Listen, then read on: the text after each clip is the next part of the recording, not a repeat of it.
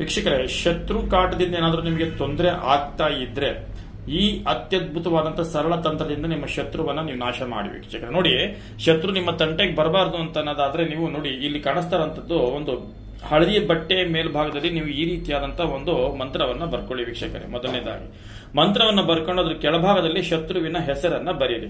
ಆಯ್ತಾ? ಶತ್ರುವಿನ ಹೆಸರನ್ನ ಬರೆದ್ಬಿಟ್ಟು ವೀಕ್ಷಕರೇ, ಇದ್ರ ಮೇಲ್ಭಾಗದಲ್ಲಿ ನೀವು ಸ್ವಲ್ಪ ಜೇನುತುಪ್ಪವನ್ನ ಹಾಕಿ.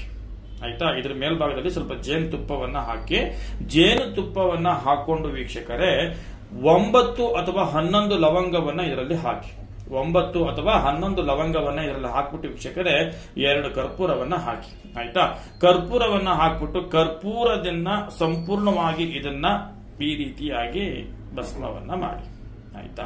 ನೋಡಿ, ಇದು ನಿಮಗೆ ಅತ್ಯಂತ ಸರಳವಾದಂತಹ ಶತ್ರು ನಾಶ ತಂತ್ರ.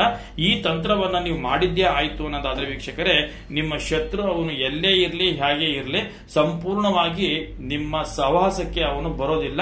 ಅವನು ಲೈಫ್ ಅಲ್ಲಿ ಮತ್ತೆ ಮುಟ್ಟಿ ನೋಡ್ಕೊಳ್ಬೇಕು. ಆಯ್ತಾ? ಈ ತಂತ್ರವನ್ನ ನೀವು ಬುಧವಾರದ ದಿನ ನೀವು ಮಠ ಮಧ್ಯಾಹ್ನ ದಿನ ಒಂದು ಮಾಡಿ ನೋಡಿ ವೀಕ್ಷಕರೇ, ಯಾವುದೇ ತರದ ಬಲಿಷ್ಠ ಶತ್ರು ಅದನ್ನು ಕೂಡ ಸಂಪೂರ್ಣ ನಾಶ ಆಗೋದ್ರಲ್ಲಿ ಡೌಟೇ ಇಲ್ಲ. ಆಯ್ತಾ? ನಮಸ್ಕಾರ, ಧನ್ಯವಾದಗಳು ವೀಕ್ಷಕರೇ.